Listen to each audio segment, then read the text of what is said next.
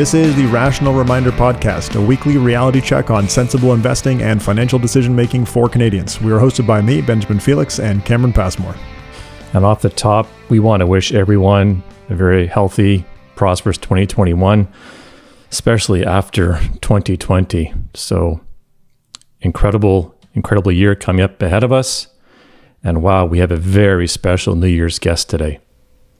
Yeah, we are joined by David Booth, who's the executive chairman of Dimensional Fund Advisors, which is the firm that he co-founded in 1981. And as we talk about in the interview, he also was there on the ground creating the first ever index fund. So this whole thing, all of it, not just dimensional, but indexing, period.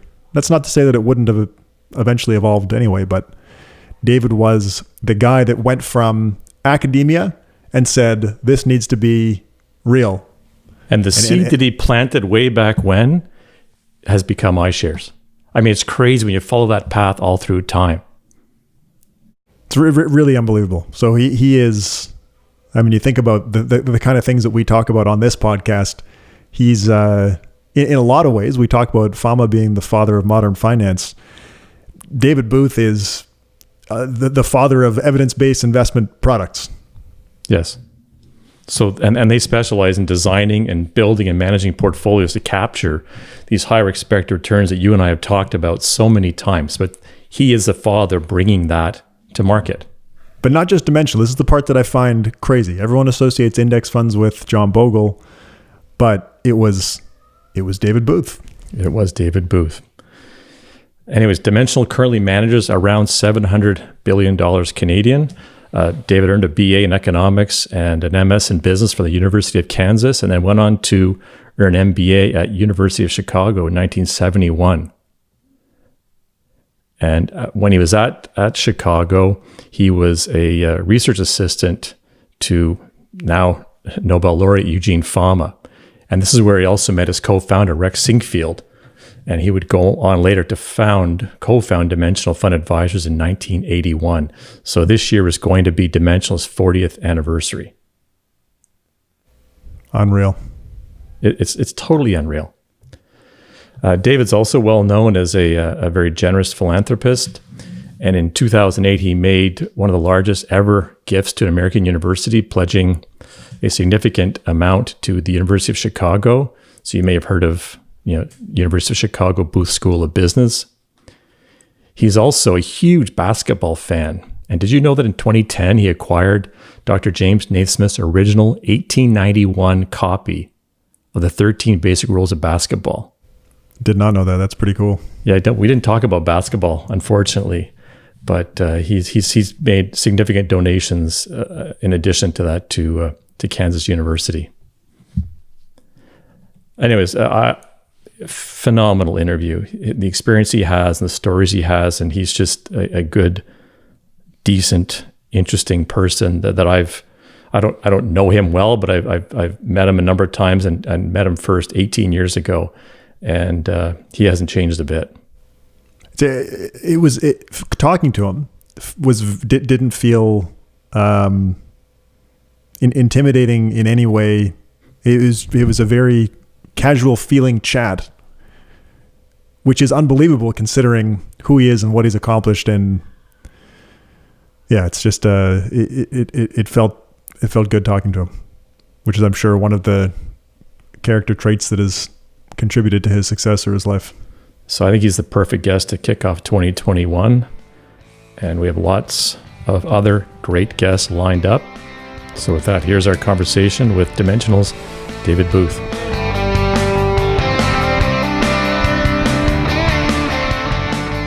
David, it's great to have you join us on the Rational Reminder podcast. Well, thanks for having me. Look forward to it. So you and I first met 18 years ago in our boardroom in Montreal, and this was before you actually brought your suite of products to Canada. And I remember that meeting like yesterday, and I remember how refreshingly decent, sensible, and client-focused you were. And when I say client, I mean our clients, the end investor. You were way more concerned about the end investor than you were about the advisor. Can you talk about your background your upbringing and the role that played in building Dimensional over the past 40 years? Yeah, well, first off, I grew up in a small town in Kansas. Eventually, I went to the University of Kansas and then on to University of Chicago, which was the transformative event. But while I was an undergraduate at the University of Kansas, I sold shoes as a way of putting myself through school. And that taught me a lot, probably as much about life as studying investments at the University of Chicago. And at being a commissioned salesman, there's a huge incentive to try to sell to whoever comes in a pair of shoes. And I learned a lot about myself, which was, at the end of the day, it's nice making a commission, but what's even better is going home at night feeling good about myself. And so sometimes I recognized when people would come in, we just didn't have the shoe they were looking for, or the size or whatever. And that's okay, just be upfront with it and really try to help people out. And I think in some ways that's really what our firm is about, is helping people out. In fact, it's probably the reason I left business school. I was in the PhD program and I was working for Gene Fama 50 years ago, if you can believe. And, these ideas were just so powerful that were coming out of academia, and such a change from the way standard investment business worked, that these ideas just need to be implemented. They need to be out there. Somebody had to stand up. And I think I kind of reflected on selling shoes, and I go, gosh, I'm never going to be as good a researcher as Fama. I mean, are you kidding me? But I don't see anybody out there really trying to innovate these ideas. And then Mac McCown came along at Wells Fargo, and Fama lined me up with Mac, and who was starting up index funds, and off we went. Can you go into a little bit more detail about that story of a lot of our listeners may not realize, because they associate index funds with John Bogle, but you were actually involved with developing the first index fund. Can you tell a little bit more of that story? Yeah, I casually mentioned starting at indexing out at Wells Fargo. It was an incredible experience. It was the amount of energy. First off, Mac was working. He ended up using about half a dozen consultants that went on to get Nobel Prizes. The chief outside consultants were Myron Scholes and Fisher Black, who came up with the idea of the indexing. And Mac was running the think tank for Wells Fargo. He calls it the Management Sciences Department, which was, even though the bank had a trust department that was supposed to manage the money, it was McCown's group that was really did the big push towards indexing. And that was working closely with Myron and Fisher. And of course, as you know, on their many trips out to San Francisco, they were working together on the indexing. They developed a little thing called the Black-Scholes option pricing model. Wow. These are heady days. You can't make this stuff up, right? No kidding. All this stuff that was just happening all at once, incredibly exciting time. What ended up happening ultimately to that group, to that division of Wells Fargo? Well, it's complex. In some of the stories you can read at various places, but eventually McCown's group ended up irritating the trust department so much that the bank decided to shut it down. So we'd started the first, we'd gotten the commitment for the first index portfolio in 71. So, that's 5 years before Vanguard launched its index fund. It was not an S&P fund, but it was an index fund. It had a lot of quirks to it. And along the way, the trust department said, what are you guys doing? We're the trust department. We manage the money. And the fund that I was working on was called the Stagecoach Fund. Now, you have to understand that in 1971, nobody had heard of an index fund, almost nobody. So what the Stagecoach Fund was going to be was a levered index fund. So for every $100 of assets invested with us, we were going to buy $145 worth of stock, borrowing 45. Is that a crazy? I mean, Wow. So we were out there selling a levered index fund, and people didn't even know what an unlevered index fund was. I mean, so it was what it actually reflected was, and maybe it ties into the question about client servicing. What it reflected was, upon reflection, I realized what it was about is we were a bunch of geeks out there, and we came up with something, put paper and pencil together, go, that's a sensible idea. People want to beat the market. So we can't outguess the market, but we can use leverage. Yeah. And I often think, had we gotten that sucker off the ground, and we would have started about the beginning of 73, which was right at the beginning of one of the worst down markets ever, we probably would have ruined indexing for a couple of decades. Wow. Had we gotten that off the ground. Anyway, what I realized was the investment business really is about people. It's about helping people develop solutions rather than trying to convince people that we were really smart or something. I don't know what we were trying to do. Anyway, Wells shut it down, and I went on to work on a consulting division of A.G. Becker, an investment banking firm, and because I wanted to learn the business. I'll tell you one funny story on me. I mean, this is a University of Chicago type story. So I go out to San Francisco, starting working on the first index fund. And the discussion came up with who should be the custodian. And I thought, why are we wasting time on figuring out who's going to sweep the floors? I mean, I didn't even know what a custodian was. I mean, I knew all about Q-sub numbers and ticker symbols and T statistics and what the markets are heteroscedastic, but I didn't know we'd ever mentioned that the role of a custodian. So I had a lot of real life experiences I had to learn. So 2021 will mark Dimensionless 40th anniversary. I mean, can you take us back to that time when the firm was being created, and what was it like? Yeah, it was 40 years ago. Last month we decided, another guy and I decided to start the firm. Went out to San Francisco and, worked with Mac, trying to figure out how to set up this business. And then we announced that we were leaving at the end of April in 81. What had happened was that on a consulting project, I'd helped AT&T start a small company indexed type portfolio. And I'd helped them start an S&P 500 index portfolio that they managed in-house.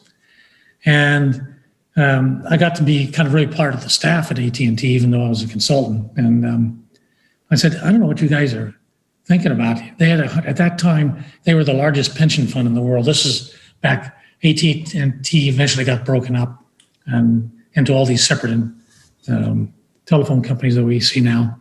But at that time, there was just Ma Bell, really. And they had 110 managers picking stocks. I go, I don't know what you got here, but it's one incredibly expensive index fund because you have the whole market of anybody that's credible. And, they're trading with each other, really. And none of them are holding stocks of small companies. If you want to do yourself a favor, why don't you set up a portfolio of index of smaller companies? That will, because a portfolio of large and small is probably better than a portfolio of just large companies. And eventually I wore them down. I mean, I didn't have any axe to grind. I didn't, as they say in Texas, I didn't have a dog in that fight, but I was just trying to do the right thing for the client. And So they set up this portfolio, and the idea went viral using today's terminology. Everybody goes, "That is so cool!" A small company. The only index funds were out there were the S&P 500 and what was called the EFA index is now Morgan Stanley. Those are the only two equity index portfolios. There weren't all the myriad of options like there are today. So went out to Wells Fargo So I went out to San Francisco, met with Mac, and we decided to start the firm. Then one of my first calls was back to Gene Fama. Said, "Look, we're going to need some help with research." By that time, it had been about 10 years since I worked for him. And I said, "I'd like to have you kind of head up research and be a founder of the firm." So Mac and Gene came on. We were a couple of the founders, and I did one thing that we hadn't really done much of when I was at Wells, which was we went around and talked to people, say, "Would you be interested if we start this firm to do small company portfolios? Would you be interested?" And there was a lot of enthusiasm for it. So we'd announced that we were leaving, so the firm knew we were leaving, and so we were working on setting up our own firm, with the company's permission. And we got like 4 commitments to give us money, and we hadn't even started the firm yet. And keep in mind, I'd never actually managed money before. I'm a few years out of learning what a custodian was, and I was the first portfolio manager. Well, being cautious as I am, I said, we don't want to go out and raise a whole bunch of money to start the firm. We don't even know if we'll be able to get it off the ground. So we took our meager savings and got a little bit of money from friends and established world headquarters in my condo in Brooklyn Heights, back before Brooklyn Heights was fashionable, and got the fund registered. And along the way, we were able to think through this whole idea of indexing, and it had changed. And the main concern we had with indexing was it's too mechanical. If you put enough constraints on yourself, like zero tracking error, it's costly. So at the same time, we know now that that option pricing model that Black-Scholes and Bob Burton, those models for which they eventually become Nobel laureates, really what that was about was saying flexibility has value. So we looked at these inflexible index funds. We said, look, we can do better. There are a lot of things we can do to add value over straight indexing, and that was kind of. So I guess I hadn't had enough of innovation already. I hadn't learned my lesson. You got to innovate. We're not going to come out with a small company index fund. We're going to come out with a small company portfolio, broadly diversified, low turnover, low cost, and with the goal of outperforming index funds. Not trying to outguess the market, but correcting for the mechanics, the operational deficiencies of indexing. And so there we were, operating out of my spare bedroom, competing with the big index fund houses at the time. It's kind of a David and Goliath kind of story. So as you put it, it's really the geeks were rallying to make a difference here. Now, did you have any sense that the geeks would end up, 40 years later, having so much influence in the asset management business? No, we really didn't. We knew it should be, but those were just pipe dreams. It's totally irrational for everybody to try to outguess the market, because the market is what the aggregate performance is before fees are taken out. And there's just no compelling evidence that people can outguess the market. So they need to have ideas like this. That's really the the excitement, and really the excitement was created because nobody believed it at the time. And so really that was really the fun. I mean, it was trying to bring down establishment, I guess being a product of the 60s, a little bit of anti-establishment in there, saying this is nonsense. And give me your best arguments why you think what you're doing makes sense. We'll give you our arguments, and I think over the long haul we'll win. So it was one of the things so we got started, and since we had no track record, nobody had any track record in small cap. We were the first people to use the term small cap as an asset category, and Fama chuckles when he says, "How'd you come up with the name Dimensional?" I didn't want index fund, and because we weren't in indexing, and so I thought of small companies as a kind of a different dimension, and then we stumbled across the PhD dissertation of Rolf Bonds, who actually had just by sheer luck, he had the sheer luck on our part, he had done the rigorous academic research on looking at the performance by company size and broken companies on the New York into quintiles, the smallest quintile of companies, and much higher average returns in the fourth and the third. And so we used that data because it was objective data. It had been vetted in the academic community. And so we had strong data. I will also mention, which I tell, this is a story I tell our new people coming into the firm a lot, which was, so we go out and try to drum up business. We start our firm. We're out there selling the idea of a small cap portfolio. You ought to have large and small. And that was the pitch. You go into a big institution. Our clients initially, the first 9 years or whatever, were just large institutions, the big DB plan, typically a corporate DB plan or public DB plan, pension fund. And we'd go in and say, look, we think you ought to have large and small stocks. People would nod their head, yeah. And I say, well, you're not holding any of the stocks of small companies in any meaningful way. The only small company stocks you're holding pretty much are ones that have fallen down in price, the ones that, the dogs, if you will. The small, at that time, there were about 5,000 publicly traded companies, and the smallest 4,000 was about 10% of the market. So look, this ought to be about 10% of your portfolio. I mean, argue against that. They go, oh, okay, well, that makes sense. So at that point, I would pause because I knew what was coming. If you did it right, you could kind of set it up, and they would say, okay, well, how have they done? And I said, and I would say, I'm not going to tell you. They said, what? Look, you believe the story. Why would you want to look at data?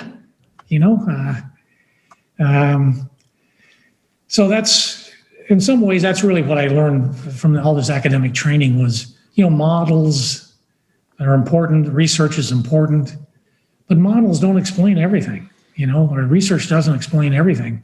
If it did, you wouldn't call them models. You'd call them reality, So what I learned was a healthy dose of skepticism about all this research. I mean, it's incredibly important, and we built a firm around it. At the same time, you have to recognize its limitations. That's all I'm getting at. And so we could have a good chuckle over, and then I would show them the data, and it'd bring tears to your eyes because it was so good about small companies versus the others. But because we had no track record and it was a new idea, people gave us small amounts of money at first to invest. But we built up on that, and at the end of the first year, we had 80 million under management, and we thought that was a heck of a deal, and so on. And it just took off from there. Just a lot of fundamentals, just a lot of getting out there and hitting people with a new idea.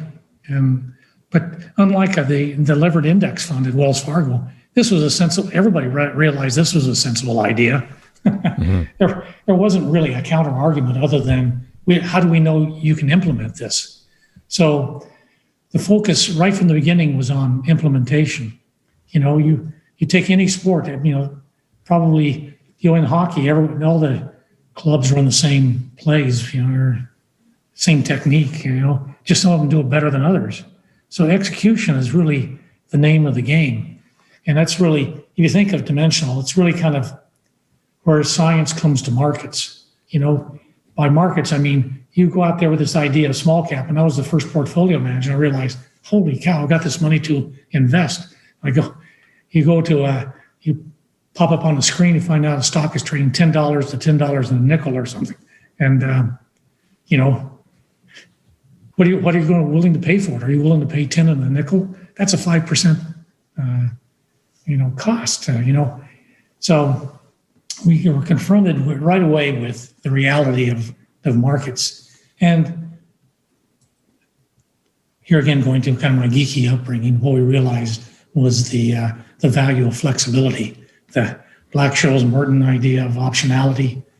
Flexibility is important because I realize investing in smaller companies that, it's difficult to put a large amount of money to work in a smaller company.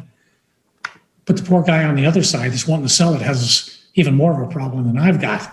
So if I can make him blink first, then we probably have, we can probably implement small cap.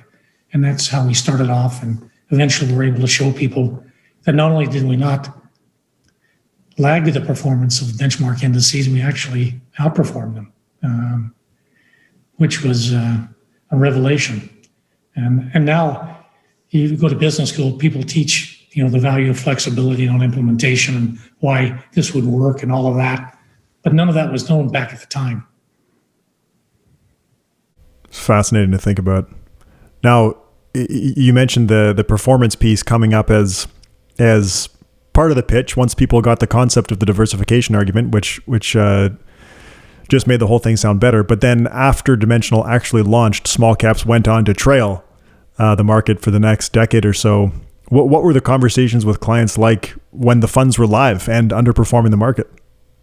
Well, they're kind of like the value growth discussions today, only more severe because we had no track record to fall back on. And we had no other strategy than small cap to talk about. To give you a little idea, the first year and a half, actually, performance was pretty good. But then the next 7.5 years, our fund compounded at 2% a year, while the S&P compounded at 14% a year. So wow. Those were some serious discussions that people had. And we learned a very valuable lesson, which we see even today. Look, all you can do is come up with sensible ideas that are well documented by serious academic research and implemented well. Over that 7.5 year period, our fund actually outperformed small cap benchmarks. So we did what we said we were going to do. We'll give you the performance of small cap. It was disappointing, but 7.5 years is not a particularly long period of time. If you look at the ratio of average return to the variance of return, that there's just a lot. The variance of stock markets is so high that it's 7.5 year period is not a long time to judge quality of outcomes. So we kept coming back to the same point. We think you ought to have large and small stocks. What are you telling me? You no longer believe in the idea of small cap investing? I mean, keep in mind that your return as an investor in the small cap portfolio is a company's cost of capital. Markets are where companies that are issuing capital meet investors that are wanting to invest in the capital. They strike a price for capital. So if you want to make an argument that small stocks will always outperform, you're making an argument that they have a lower cost of capital when issuing their stock relative to big, safe companies. I don't have a story for that. We don't know why big, safe companies would have a higher cost of capital than smaller, more speculative companies. I don't have a story for that. I mean, nobody has a story for that. So it's just one of those things. And furthermore, you shouldn't value the performance when it's out of favor. What you want to look at is when whatever style it is, whether it's small or value or growth or large cap, when that style is in favor, how did you do when your style was in favor? Because that's really the true test. When you look back to pitching the product initially, the small cap portfolio, we hear stories about people on Wall Street sort of making fun of John Bogle when he was launching index funds. Did you receive any resistance like that when you had this idea? I'd say it was a strong form of making fun. I mean, it was really borderline character assassination. Wow. That is such a stupid idea. I mean, it was, Fama has probably taken more abuse than any finance professor in the history of the world. Wall Street all ganged up on him in terms of saying what a stupid idea he had, and how his type of research didn't make any sense. That was, people were really, it wasn't just, I disagree with you. I believe this other way. It was, I disagree with you and you're stupid. It was really kind of the thrust of the arguments, which made it fun because, we had logic, reason, empirical evidence on our side. So, you got to win, right? And if you can hold out. And that was really the big question, because we were undercapitalized as a firm, and can we last long enough to see the other side? It took us 15 years before we were able to pay out a dividend to our investors in our fund. So it was a lot of reinvesting, and I was, happy to do it. Because we were on the right side of the argument. Going back to working for clients, that was the whole purpose. We can improve people's lives by applying financial science, and we can outperform index funds by using flexibility. And those were messages. I'm willing to still take those arguments, So Dimensional added value to portfolios around the time that Professor Fama and Professor French published the famous cross-section of expected returns paper. Can you talk about what went into the decision to start offering that value exposure? Yeah, well, keep in mind that my job right now is to tell stories to the younger people in the firm, and one of them is how the value portfolios got started. So it was September of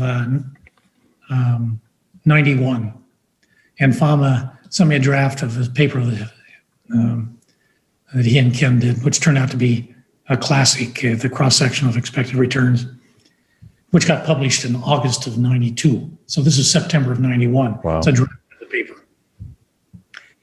So I called one of our clients to let him know that the person working on his account was leaving. And he said, okay, that's fine. So that went so well. I said, well, what are you working on these days? He said, well, I've been looking at this research into value and growth. Do you know anything about it? I said, funny enough, Fama just sent me a draft of a paper. Why don't I come talk to you about it? So I went to talk to him, and I realized I wasn't explaining very well. I said, do you ever get to Chicago? He goes, yeah, I'm going there next month. I said, I'll meet you there. This was our biggest client, by the way. By far our biggest client. So I said, we'll go down and we'll talk to Fama. So we met at Fama's office, and Fama's sitting at his desk. We're standing behind him. He has this big bald spot right there we're looking at, and he's scrolling stuff on the screen, and I'm looking at the client. I know, because I'm not following what Fama's saying, so I know if I'm not following him, he's definitely not following him. So afterwards, we went out, after hearing Fama, the three of us went out to the local, kind of greasy spoons that you have near college campuses, and sat down and had a greasy hamburger. And I called up the client the next week then and said, what did you think? He said, well, that was very exciting. Why don't we get a large value and small value, get that going? And so we created our large and small value trusts, and we got them up and running in February of 92, 6 months before the paper got published. I think that's about as cool as it gets. It ties everything I know, which is great research, working well with clients, finding solutions for them, and in a way that even though you don't have any track record, the stuff that just makes so much sense that it's worth a try. So that's, and unlike the small cap experience, the value returns at first were pretty good. Wow, I didn't know that story. Yeah, that's very cool. Now value, you mentioned earlier that values struggled relative to growth recently. What do you think when you hear all the narratives out there saying that this time's different? Well, every time's different. So in that sense, there's nothing different here because it's different this time. It's different every time. I think people get confused. For example, we've used price to book primarily as our way of determining value. Other people use price to cash flow, or all of those things are fine because it's not about the accounting variable. You're just trying to buy low price stocks, and it's a tautology to say the lower the price you pay for something, the higher your eventual return. So there's a lot of common sense associated with the value story. That being said, we've gone through a difficult time with value. All investment styles will go through long periods of time when the results are disappointing. That's the nature of the stock market. The reason being, here again, starting with Fama's, it was actually Fama's dissertation in the early 60s, where we learned for the first time that the distribution of stock returns has fat tails. And by fat tails, meaning they're more extreme events than you would expect if things were normally distributed. And you have, unusually good returns sometimes, like the last 9 months. And you have unusually horrible returns, too often, like in the first 3 months. And this year we kind of have it all together. It's one story. I was looking at the market today. In the U.S., Russell 3000 is up about 18% year to date.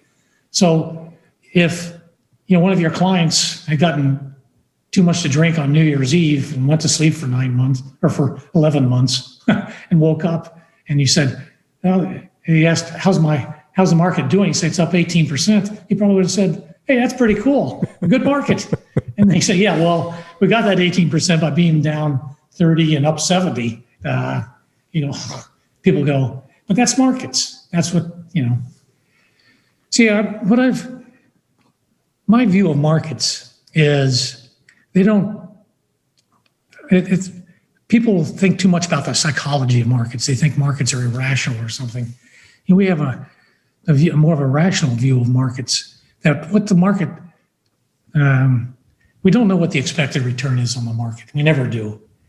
Fama spent 60 years in French trying to estimate what is the expected return on this stock or this market. We don't know.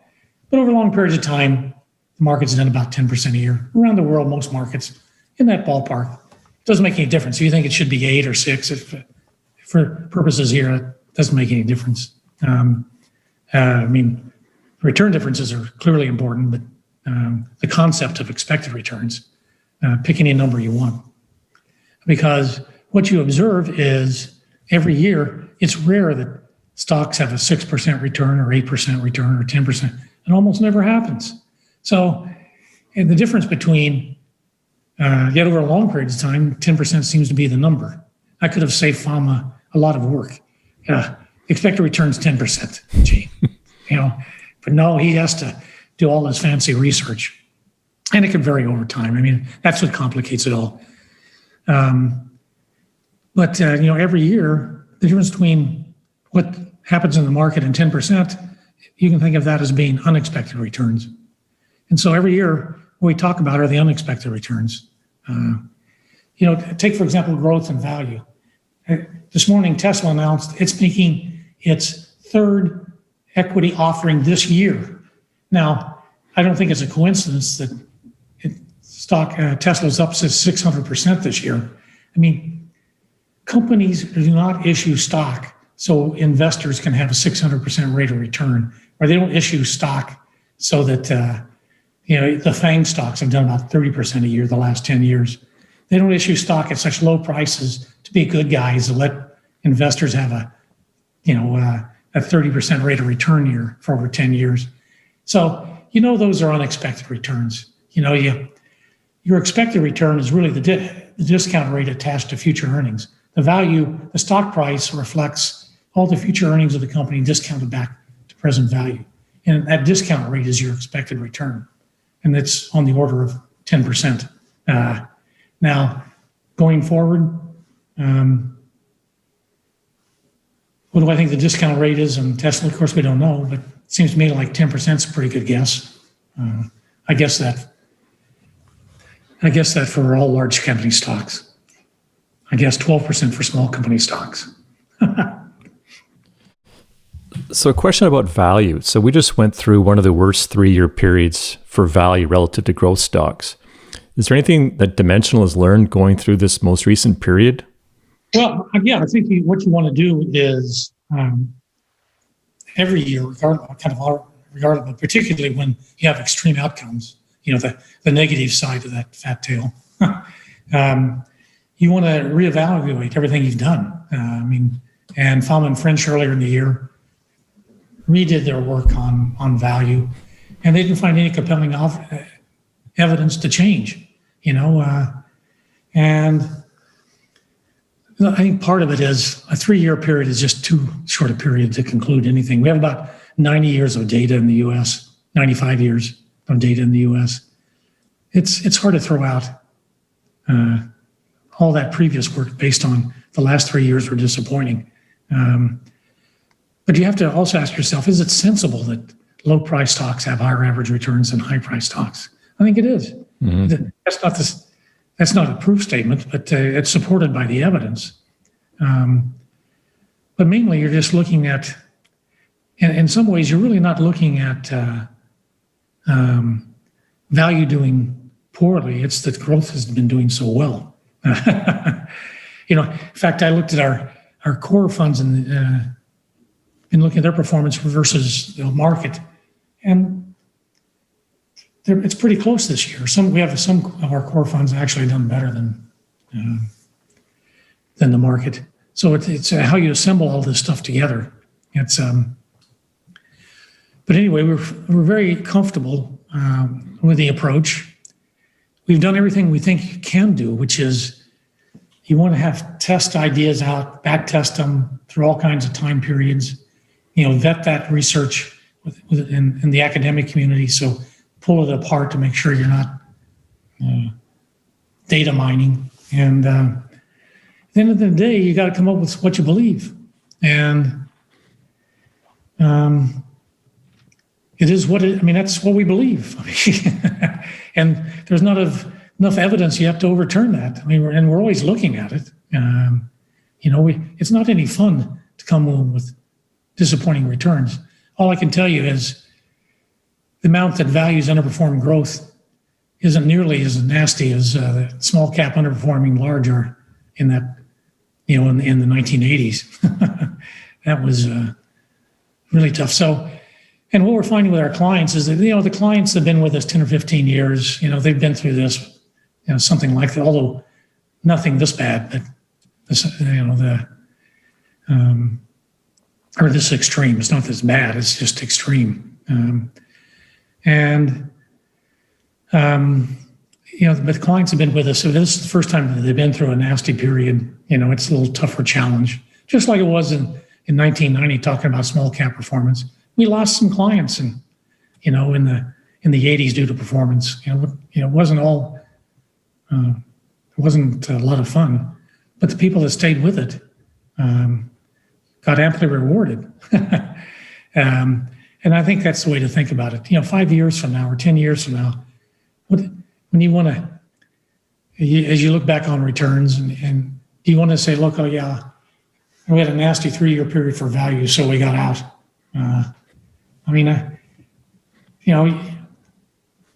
Everything points to, if you look at fundamental values like PE ratios or price to book ratios, this looks like the expected premium is unusually high for a value. I'm not forecasting. Oh, no. Jimmy would wipe my mouth out with soap if I heard me forecasting. Oh, no, we know that. Yeah, but it only makes sense that it would. I mean, anyway, it's what I've learned. Here's one thing I've learned from the business that you guys have in spades already anyway, which is just empathy. We know this is the right way to manage money. What we've learned though in years like this or the last 3 years, is it's really tough. No matter how good the research, no matter how strong the argument, when you have extremely disappointing numbers, it really tests your ability to stay with it. Yet we know one of the things that's incredibly important in investing long term is to have an investment philosophy you can stick with, through the tough. You're going to have tough times. But what doesn't work is you go through a tough spell, so you get out. People that got out of the market in 2009, people that got out of the market in March of this year, missed out on that 70%. Those are the people I feel sorry for. And I know it's tough. And that's really your job and our job is to keep, if you're really going to help people, you're going to help them stick through the tough times in order to get the long-term returns that they see on all these charts. One of the questions that we get from clients now and then, not super often, but in times like this, it does come up is what would it take for Dimensional to rethink everything? I mean, you mentioned that we don't currently have enough evidence to do that, but at what point do we have enough evidence to say, okay, you know what, maybe value doesn't work anymore? Well, I mean, I think to say it doesn't work, I guess there are three outcomes. One is value that does better than growth. It does the same as growth, or it does worse than growth. I can't imagine that there would ever be enough evidence to say we think growth. I mean, companies with good earnings prospects at big safe companies, we think they should have higher expected returns because they're less risky. At some point, these dimensions are got to be connected somehow to risk factors. We don't know how exactly. We don't know what risk is. I think I know what risk is. I mean, the risk is a shortfall in meeting your client's goals. I mean, that's risk. It's hard to quantify it, but it's and what do you have to do to get back on track? That's risk. Maybe saving more, waiting a year to retire. I mean, that's risk. So, I guess there could be, we have 95 years with a strong relation between, a strong value effect over 95 years. It'd probably take 95 years to say growth does better than value. I mean, I just couldn't believe it. I can see that it's perfectly reasonable that you can say it's a push. They're the same. Maybe you could make that argument, and maybe you can do it in another 25 years or something. Because at least that's, you could make that argument. But it would take a lot of data. And it would take a lot of data in a lot of countries. Right. We find this stuff everywhere.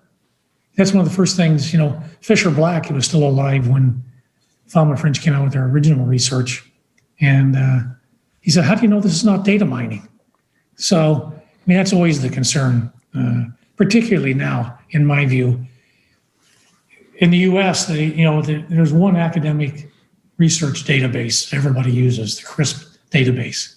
If you can only imagine how many thousands of people have been doing regressions using that database over the last 50 years, say, aha, I've come up with something new, I have a tendency not to believe that. I mean, a few years ago, we actually added in profitability. But that was after a couple of years of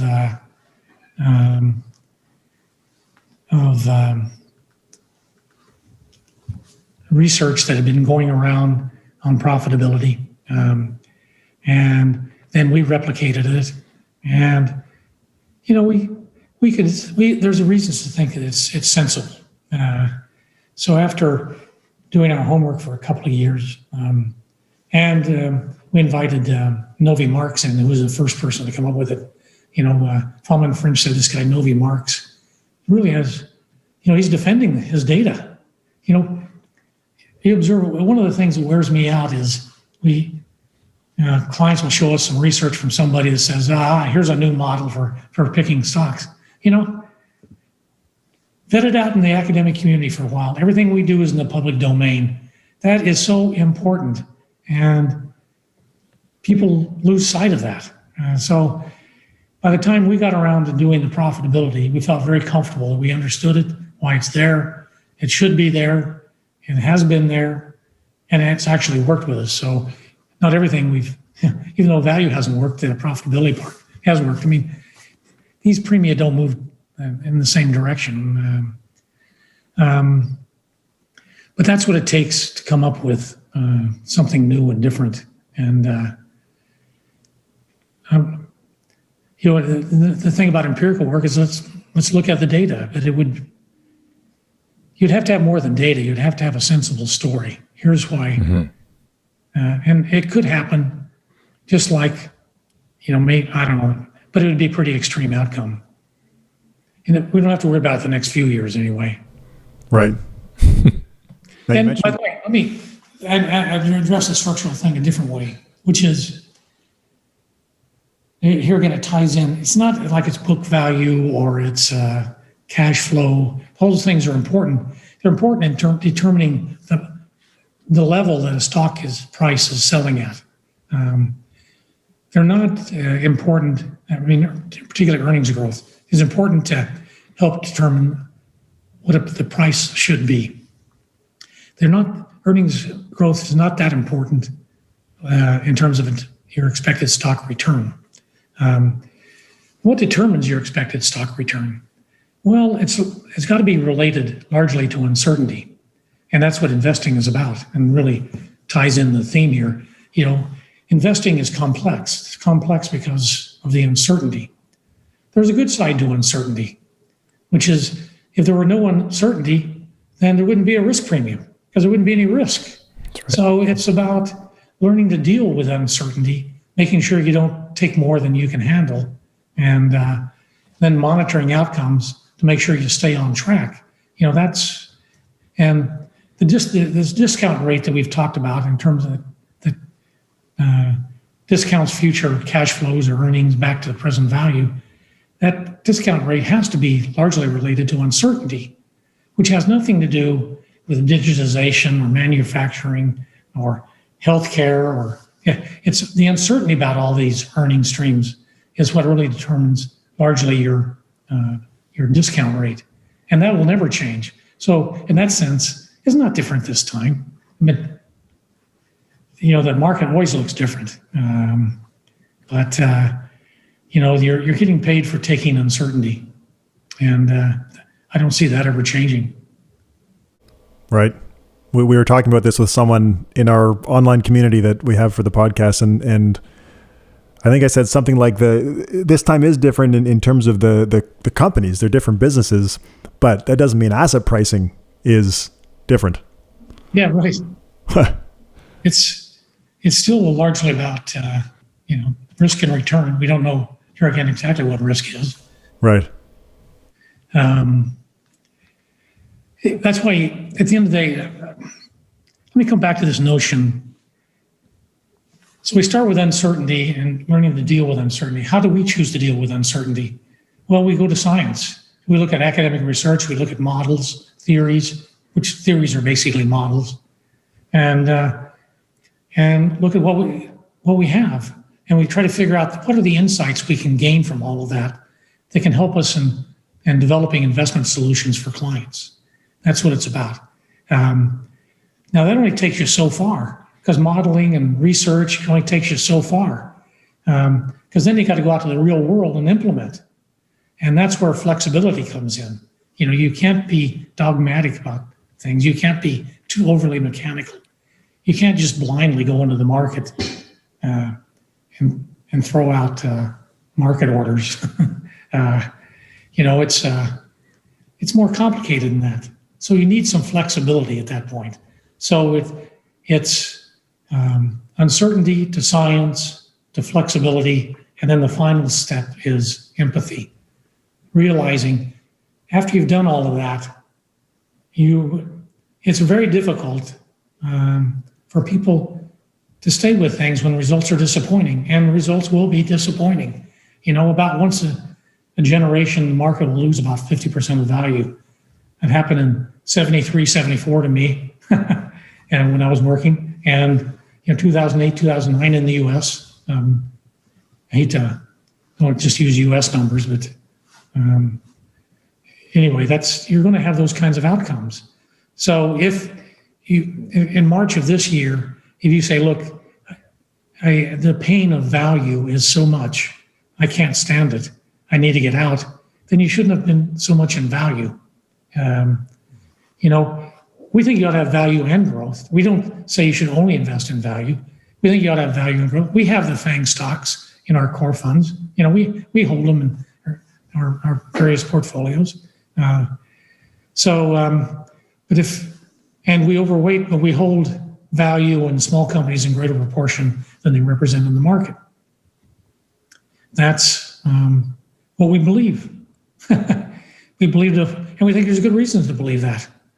Other people can challenge your assumptions. Everybody has to come up with their own solutions. You guys do a great job of coming up with solutions. And what you really do well is come up with stuff you believe in.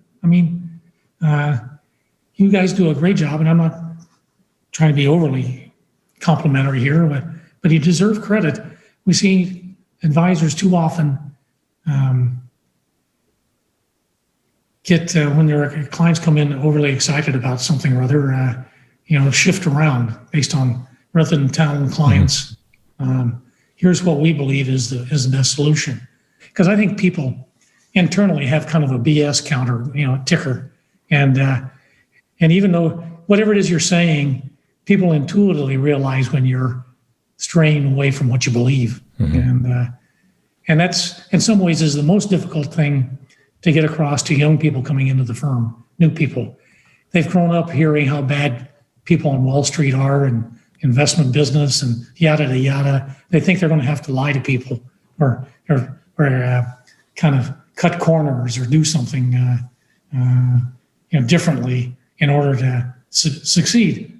You don't have to. That's probably the thing that surprised me the most, is that we can make a decent living telling people what we believe and back it up with great support. How cool is that? That's the last thing you said is the key, and we appreciate you obviously saying that we do a great job with our clients, but it's because of that. We tell people what we believe, but then we can back it up with the evidence, and that makes it a much easier conversation. Well, what else are you supposed to do? The only alternative is to say, look, I'm just going to bet my hunches. The taxi driver said he thought Tesla was a good short. Whatever. That stuff wears me out. Unless you can back up. And unfortunately, a lot of people run around with really data that's kind of mediocre data, and so they have plenty of data. It's just not robust. That's the thing about the research that we believe in, and people, there's only been one Nobel Prize for empirical research, and Fama got it. That's he's the top of the food chain, in terms of research. It's not only his papers, but the intuition and the feel for the data that doesn't even get into the papers. It's really it's been fantastic working with him. So. I've been blessed. You go back to, you'd asked about business school, leaving there 50 years ago, realizing I didn't want to be a professor. I wanted to implement, I wanted to change people's lives, getting these ideas out there. And to be able to still hang out with Fama and Scholes and Merton Miller before he passed away and all the others. And having a great group of clients where you can tell them the truth and they don't always, most clients don't believe everything we say. I mean, they have their own particular, which is fine, but as long as we keep the goal in mind, which is how can we come up with the best solutions for the end client, then we'll all be okay. Speaking of the end client, David, in 1988, that's when you allowed financial advisors to have access to your products. Can you talk about that decision and your views on the impact that advisors have? Yeah, well, I wish I could say it was very clever in this on our part.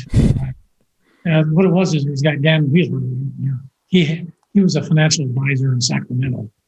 He approached us with the idea of getting access to our funds. At that time, we just had large institutional clients. We'd made a decision early on not to sell directly to individuals. The reason being, we don't know how to work with individuals. And what you read in the press all the time is they would get in and out of funds too often. And we just can't have bad behavior. We have commingled funds, mutual funds, and trusts in Canada. Commingling is great. You can take a client with a relatively small amount of assets and get incredible diversification globally by investing in commingled accounts. Well, that works as long as everybody behaves themselves. But if you have a few people out there in and out all the time, you're just, everybody else is paying for that. So that's why we decided not to sell to individuals.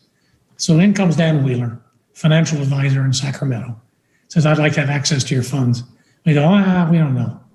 And he said, well, I don't, they don't go in and out. I have all index funds now, and what you do is better than that. So I'd like to have access to your funds. So I said, okay, we'll let you try.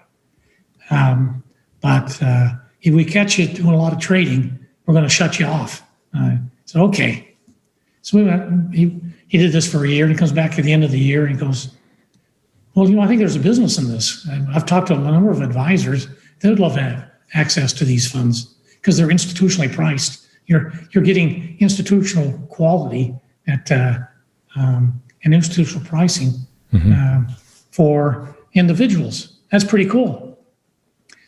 So we said, okay, but we put in some roadblocks. I mean, a lot of people find this funny when we tell them how we did it, but we said, okay, we got to make sure we have good advisors. So they have to come in to our offices and spend 2 days listening to why we do what we do and how we do it. And then afterwards, we'll talk to them about it, see what their business plan is, see if we think they'll have good behavior. Because it's really about the end client. I mean, it's easy to take anybody, right? But that's not good for the people in the fund. Once you're lucky enough to get clients, you want to keep them and you want to do everything for them. So that's how we got started. And people find it funny that we were such a pain in the neck to deal with, but it was for a good cause. And eventually word of mouth spread and the business took off from there. We did very little, almost none direct selling. We just waited for people that read about what we do and believe in what we do, and they'd give us a ring. And now it's 2/3 of our business worldwide that comes through financial advisors. And because our initial client, the large corporate pension fund, has kind of disappeared, and then it's gone into 401k plans and so forth, defined contribution plans around the world. So we kind of lucked out there. It's been fun. One of the things we do, is this. These what we call them symposiums, where you bring your clients, into a conference, and we get to meet them. And I just get such a kick out of that. That's the real world there, That's why we're doing all of this. So it's been, as I tell people, when you get to be my age, you want to look back, think it was all worthwhile. I can tell you, it was all worthwhile. So,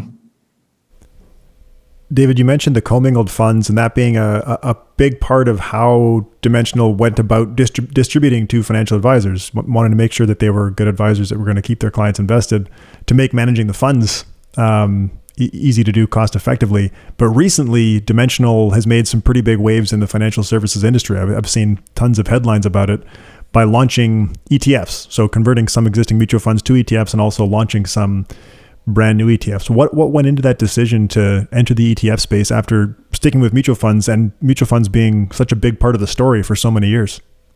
Yeah, and also I'll throw in next year we'll be hopefully getting also into the smaller separate account. We've always done separate accounts, but the minimums have been way too high. But administrative costs have come down a lot. I think we'll be able to do some interesting things in separate accounts. Probably it won't be total separate account, probably separate account mixed with some commingled funds. I mean, nobody wants an emerging market small cap separate account. But that's the innovation stream. And part of it has to do with tax considerations in the US, the tax treatment. And there are two. Keep in mind your total return is a combination of capital gains and income, right? So what sprang up a couple of decades ago were the indexed ETFs in the US. And the indexed ETF has some capital gains benefits. You don't have to distribute. Basically, there's very little capital gains distributions. It's all built up inside the fund, which can be an advantage to taxable investors. At the same time, they haven't done anything on the income side. Now, our mutual funds for the last 15 years have worked on making sure our income that we distribute for the taxable funds, the ones that, these tax managed funds, mutual funds are the ones being converted to ETFs.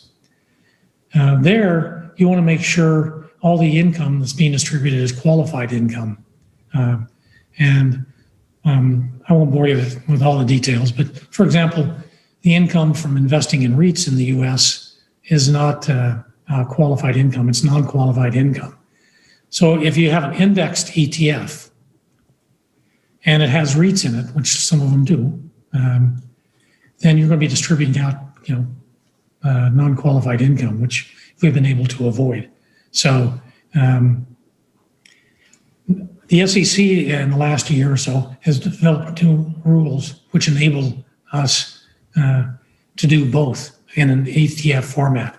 Until now, they have not allowed any flexibility in an ETF. An indexed ETF has to be indexed, and there's no, in an ETF, stocks go in and out in kind, and it has to be, really total index. There's no, so all the stuff we've been doing on flexibility over the years, you couldn't do in an ETF format. Now we can. The rules have changed. So now we're able to come out with flexible ETFs as opposed to compete with the index ETFs. These flexible ETFs will have the same capital gains treatment as the indexed ETFs, plus we'll be able to make sure the income is qualified dividend income. So so you ask, why did we come out? Because we've figured out a way to do something better. I mean, that's the kick in the pants that we always look for. We look at something out there, can we do something better than what's out there? And once we're convinced of that, then that's when we come out. So you mentioned competing there, David, and I believe competing fiercely or something like that is one of Dimensional's core values. So the industry has seen significant fee compression lately. Can you give some comment on where you see the future of fund fees going? Well, yeah, I think they're getting close to bottom. I think. Look, most people would love to have an advisor, and most people would like to have their money managed the best way they know how, and they're willing to pay fair amounts. What's a fair amount? Well, for our fees, they have been coming down, and I think I doubt they come down much from here. They might be a little. I mean, we'll see. Look, we have to be price competitive. We don't get to set prices. We have to compete for business, and part of the competing aggressively is making sure our pricing is right. Over the near term, pricing is not that important, but over the long term, it's everything. You got to get the pricing right. And we're kind of unusual in that when we come out with new funds, we typically try to price them to where the long term average is, and where it'll settle long term. It's not. I don't like to cut fees. I mean, I like to be competitive, but I like to have the pricing right from the get-go. So, but there's been a lot of price competition, and that has backed up into us as well. So it is what it is, So we don't have much control over that, but we want to make sure clients feel like they're getting good value from us. One of the ways that Dimensional adds value and that we've talked about is by implementing the academic research. We talked about small and value, and you alluded to profitability. Asset growth is another one that was implemented in portfolios very recently. Is there a next big thing in the research that Dimensional is looking at implementing in portfolios? Well, we're looking at everything. I mean, if you look at the academic community, there's a lot of good research going on. And we always want to, if we can add a little bit, let's say like even the asset, that isn't a huge, we're not building portfolios around that. We're just saying there's certain companies that are investing huge amounts, that have to invest huge amounts. Those don't appear to be doing particularly well, and we exclude those. It's not a big exclusion, but it can be meaningful. I mean, but that's what you're dealing with. Whatever the next big thing is, will have a very modest benefit. It's like everything else in life, a decreasing marginal benefit. The first dimension, brings tears to your eyes. The second one, wow, that's cool. The third thing, okay. Fourth thing, well, so it's always worth fighting for, any basis point. But you got to keep in mind this caution that we have to have about, given all the research has been going on the same database for so long, you have to approach a lot of these things pretty guardedly. And I think that's one of the strengths of FAMA and French. Once they see research, they try to disprove it. They're not trying to convince people that they're right. They're trying to show people that it shouldn't be there or something. That's so important. And as a result, we've never had to pull any types of strategies. You look at money management. I'm sure it's true up in Canada as well. You look at the funds that are available now. Most of them, or most of them probably weren't around 10 years ago. It's people pull these funds. They have bad performance. They pull the funds. We have disappointing returns on value. We're not pulling the value. We still believe in it. I mean, if we would shut down the funds if we didn't think we were doing things the right way. Anyway, that's. I don't think I wouldn't. I wouldn't hold my breath for a new dimension that makes your pupils dilate. I think that's probably unrealistic. I think the innovation is going to be coming through smaller separate accounts, being able to have software applications where a person can kind of get their balance sheet updated on their smartphone every day, whatever. Those are the number of innovations like that. I think also going back, I think probably long-term derivatives will be able to use them a bit more this is more futuristic thinking. This is not around the corner, but what you would really like to have is, stock and bond returns have a distribution of outcomes. It kind of looks normal, maybe fat tail or whatever. What you would like to do is take these distributions and transform them into a distribution that a client would like to have. And I think the technology is really there. It's just trying to figure out if anybody's interested. For example, you could take one of our equity portfolios and write call options against the whole portfolio. What would that do? Well, that would give you a lot of income, but it would create an upper bound in your investment return, because if stocks did really well, all your call options would get called, so you wouldn't you have an upper limit. On the other hand, you could have an unlimited downside. But that's really what a bond is. Bond. The most you can get from a bond is your income. I mean, there can be some price appreciation, but it's so that's. I'm not advocating that, but that's a way of thinking about using our knowledge about return distributions to maybe, if somebody were interested in that, you can do that. It's a perfectly reasonable thing to do. And by the way, we're not coming out with that. I don't want to scare you here, but these are the kind of things we tinker around. Sometimes, James Bond movies, I think most people identify with James Bond. I've always identified with Q, the guy that tinkers around in the lab and says, now, James, don't ruin it this time, Anyway, we still have plenty of things going on in our lab. You mentioned a couple times the small separately managed accounts.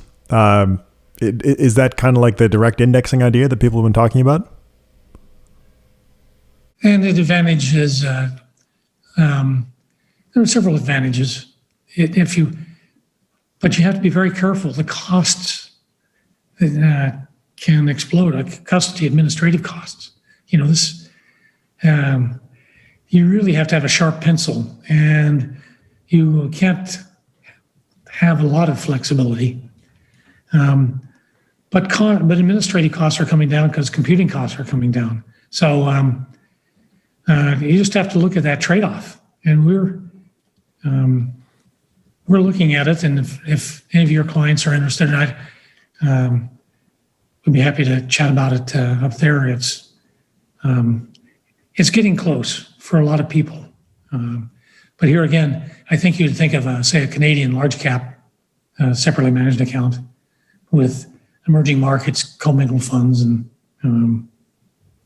I know you like to have one main fund. I mean, but you have to look at all these things. It's eventually sometimes the darndest things pop up. You look at them, and things that you thought were silly 10 years ago now aren't so silly.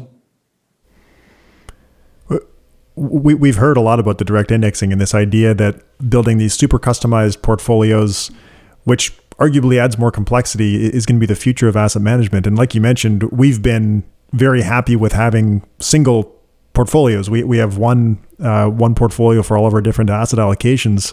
What do you think about that trade-off between complexity and simplicity? Is simplicity ever going to be a bad thing? Hey, I'm on the side of simplicity. We have a 25-75 fund, 25% equities, 75% fixed income. I put all my money in that. Why? I'm old. 25% equities probably is all I should have. And I can't tell you how it's done this year. I mean, I don't pay attention. There's no evidence that complexity adds value. There is a lot of evidence that people like complexity. So, if that's what they want, So I'm on your side in terms of keeping it simple. But we have to follow our clients. So I have a totally separate question for you. As you know, we've been working together for 18 years, almost 18 years now. And I'm really curious how you approach the culture, because Dimensional has a very unique and consistent culture. How do you view culture, and how do you approach it? Well, that's one of those things I struggle with, because I struggle answering. I think the first thing you need to do is focus on respect. It's in some ways managing a firm is kind of like managing kids. You start with respect. You're the boss, and you can tell people what to do, and you'll get a certain outcome. You're much better off helping them find their own way.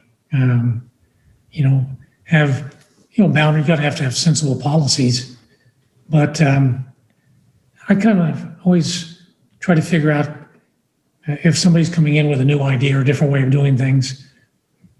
My bias is like, maybe we should try that. They're not going to come into my office unless they probably thought it out pretty well, and I don't have all the answers. And like the story I told you about Dan Wheeler coming in, he wasn't an employee, but he came to us, said, it doesn't make any sense to me, but it's worth trying. What the hell? And it turns out to be incredibly important. I think that's the way businesses work. You got to adapt and experimenting and listen to people, and if they get the feeling like they're being heard, probably all the management techniques you've ever read about probably work. I never read any of them. Keep in mind, I was a geek, and so I never managed people before starting a firm. So I'm kind of learning as I go. But I think if people understand you're trying to do the right thing, you're trying to do it the right way, and you treat them with respect, I think you have a pretty good chance of ending up with a good culture. David, your career in finance has been historic. I mean, we talked about you being there at the inception of index funds and then obviously founding Dimensional. And no doubt some of that's due to your personal attributes. But things like leaving Kansas to become Thomas teaching assistant when EMH was still relatively young and index funds didn't exist, that can't be reliably replicated. How do you think about the role of luck in life and business outcomes? Well, luck is, you look at almost any successful person, they've had a lot of luck along the way. But had they had bad luck in the way that turned out instead of good luck, they probably would have found some other way to do things, and eventually they would have found something where they had good luck. There's a country western song. If I didn't have bad luck, I wouldn't have no luck at all. I'm not that way. I think you approach things with being an optimist. I think Will Rogers, who was a early 20th century kind of homespun philosopher, used to say, farmers are inherently optimistic, because if they weren't optimistic, they wouldn't be farmers. And I think people always ask for advice. I never give advice, but I do point out that if you find something you're passionate about and that you have a comparative advantage in doing, and you're obsessed about doing the right thing in the right way, you'll probably have some pretty good luck along the way. And the main thing is when it occurs, you don't let it slip through your fingers. When you do have that, if I start my career, we started off with an unfortunate outcome. Wells Fargo shut down our group, view that as an opportunity. I think that's one of the things that is kind of a working hypothesis anyway, which is, uncertainty creates opportunity. And so you always have to focus on that.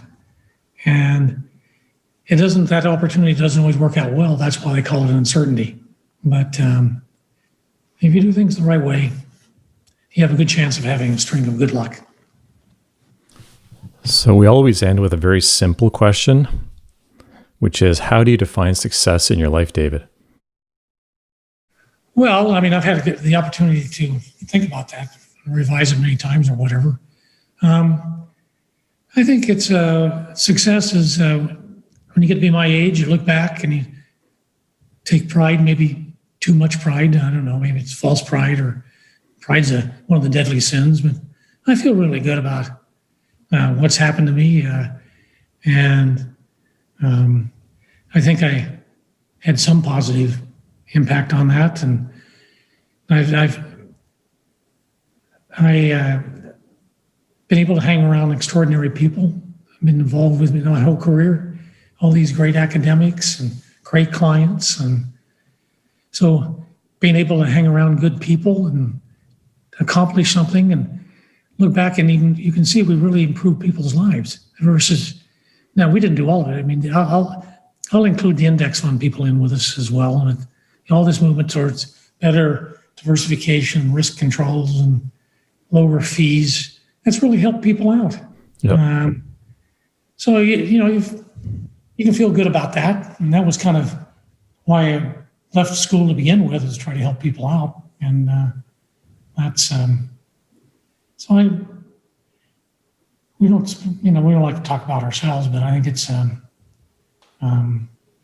I really point out to people, look, you can have a career in finance, and at the end of it all, feel good about yourself. There are plenty of good examples. There are plenty of horrible examples too, but if you do things the right way, you can carve out a good career for yourself in this business. Well, I must say, David, you and your firm have had a great impact on me and our whole team and all of our clients. And for that, we're very grateful. And I want to wish you a very happy and healthy 2021. And thanks so much for joining us. So thank you. And we appreciate all the help you've given us. I mean, it's been very exciting to go up to Canada and see the success that the team there has had. And you guys have been a big part of it. So thank you.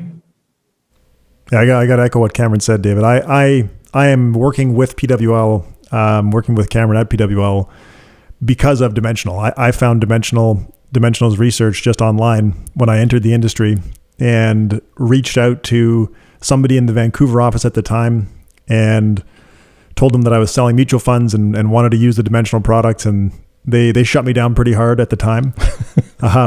But then 6 months later, I got a call back from someone at Dimensional Canada, and they linked me up with Cameron, and that's how I started my career. That's great.